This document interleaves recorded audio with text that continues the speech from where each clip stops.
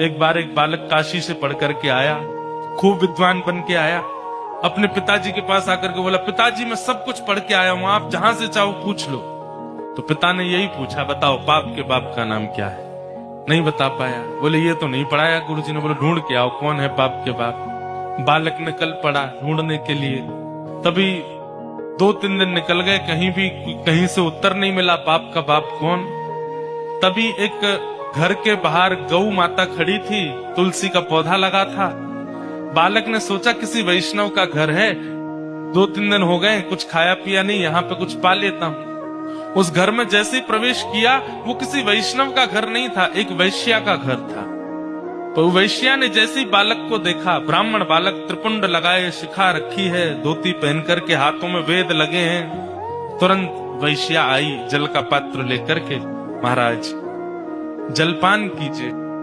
तो ब्राह्मण ने तुरंत जल लिया, पान किया, पान करके बोली, ये घर मुझे लगता है किसी वैष्णव का है, गोबर का चौका लगा है, बाहर गैया है, तुलसी का पौधा है, आप निश्चित ही कोई वैष्णव हैं।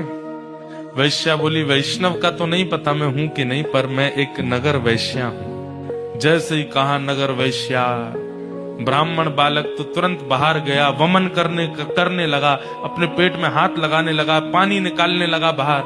वैश्या बोली, क्या कर रहे हैं आप? बोले पाप का बाप ढूंढने निकला था, वो तो मिला नहीं, तुम्हारे घर पर आके जल पी लिया, पाप और कर दिया मैंने।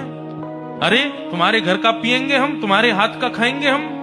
जैसे ही सुना कि पाप के बाप को खोजने निकले थे, वैश्या ने मन में सोचा, ज्यादा दूर नहीं जाने दूंगी, यहीं मिलाती हूं।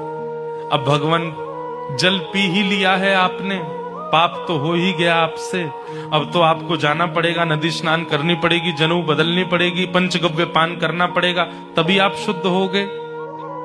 ब्राह्मण बोले, और नहीं तो ये सब करना पड़ेगा तभी शुद्ध होऊंगा मैं। तो जब पाप हो ही गया है तो थोड़ा और कर लीजिए। बोले मतलब?